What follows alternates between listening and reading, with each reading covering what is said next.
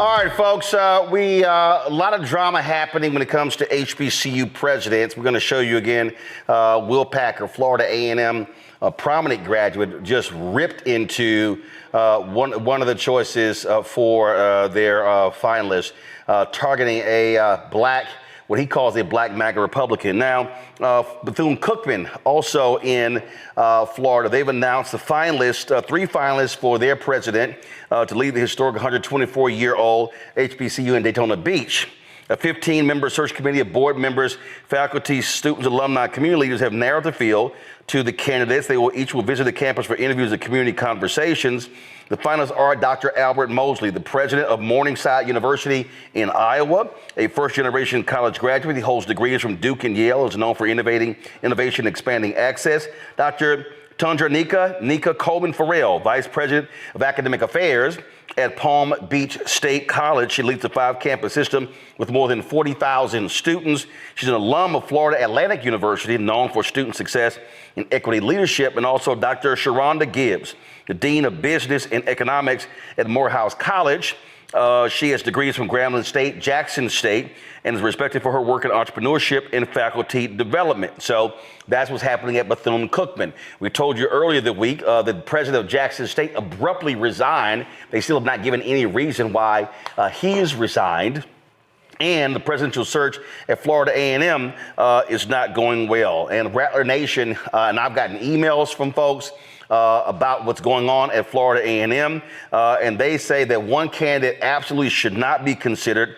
They have been targeting Marva Johnson, a telecom executive. She's a lobbyist for Comcast with extensive ties to Governor Ron DeSantis. Also was one of the electors for Donald Trump, and they've been hitting her hard, saying not only has she never run a university, they say she's never worked at a university, but she is one of the finalists from for the president's office. Now, starting Monday, the finalists will begin interviews, visiting the campus, meeting with faculty, students, and staff.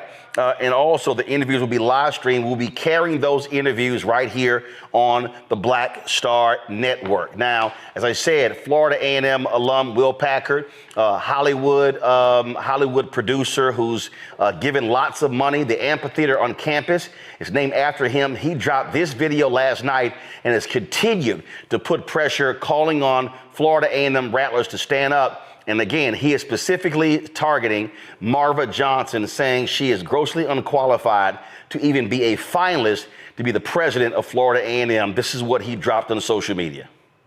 This is an urgent message for alumni and students of Florida A&M University, and a warning for all those who love and support HBCUs. HBCUs are under attack.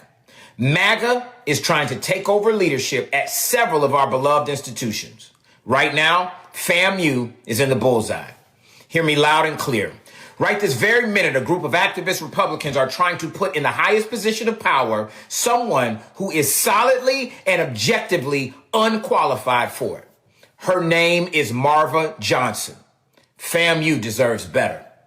Marva Johnson has been named a finalist for the FAMU presidency by Florida Republicans who sit on the presidential search committee. Let me tell you a little bit about Marva Johnson. She is a career lobbyist with no experience in higher education administration. Literally, the same amount of higher education admin experience as you or I. Zero. None. Now, this is not just about her being a staunch Republican. Everyone has a right to their own political affiliations. But what we cannot allow is a hostile takeover by someone who is aligned with a party that has loudly and proudly espoused ideologies that attack diversity and diverse institutions, attack equitable economics, and attack inclusive principles. The exact pillars that institutions like FAMU were built upon.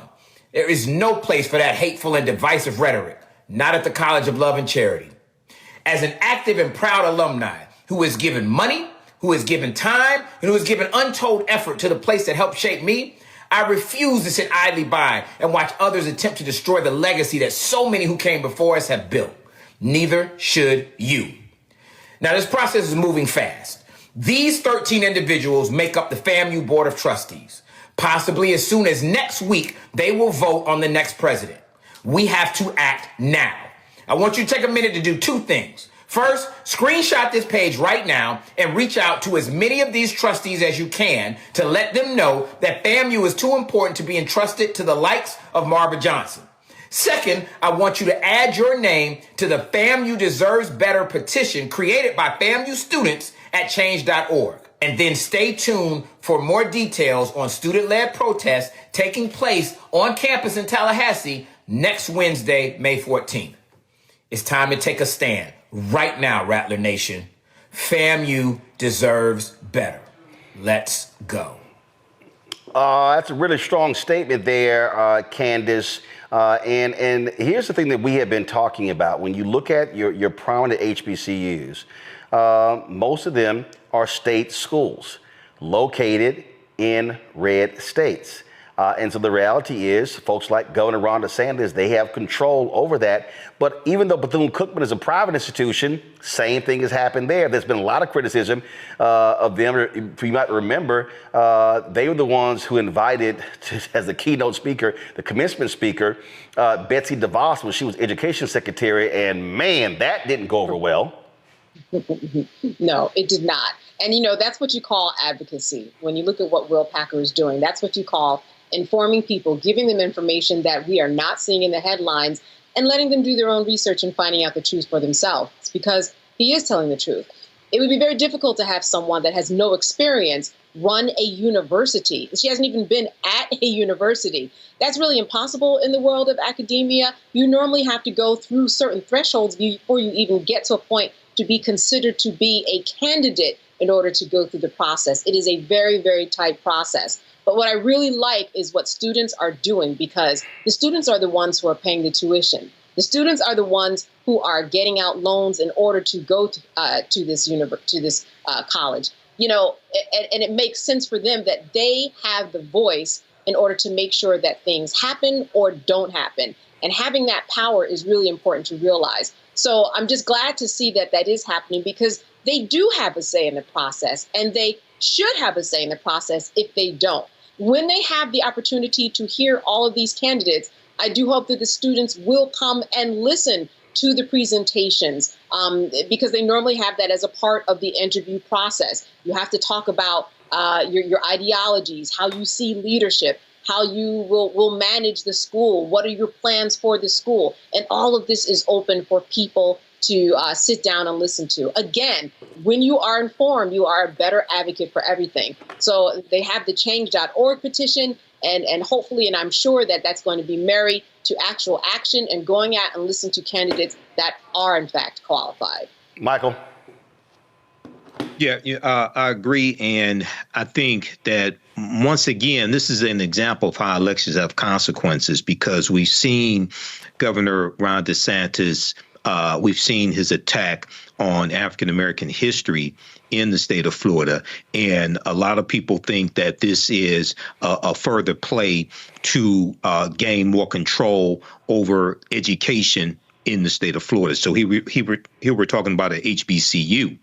And at the same time, I think it's really important. And I'm sure that many people are doing this, but I think it's also important for them to talk about the qualities that they want in the next Florida A&M president. And one thing that I wonder, with Marva Johnson being totally unqualified for this, are Republicans going to refer to her as a DEI hire now? She's totally unqualified to lead this institution. She hasn't led a college before, so she doesn't have a background in this. So I wonder if Republicans are going to refer to her as a DEI hire. It's absolutely crazy what's going on. So we'll be following, and again, we're going to be live streaming all of those interviews right here on the Black Star Network. I did reach out last night, called Marva Johnson. She was flying, and so I said, hey, you want to come on and talk on the show? Let me know. We'll definitely have you on. Hello, I'm Isaac Hayes III, founder and CEO of Fanbase. Listen to what I'm about to tell you. The window to invest in Fanbase is closing. We've raised over $10.6 million of our $17 million goal. That means there's room for less than 6,370 people to invest in Fanbase for the average amount. The minimum to invest in Fanbase Right now, it's $399. That makes you an owner in Fanbase today. Go to startengine.com/fanbase to invest. Why? Because current social apps have taken advantage of users for far too long, with content suppression, shadow banning, harmful racist content, and no real tools for monetization and equity. Fanbase has over 1.4 million users and counting, allowing anyone to reach all their following and monetize their content from day one. Social media is the new TV, and whoever owns the apps that distribute that content have the opportunity to own potential billion-dollar companies.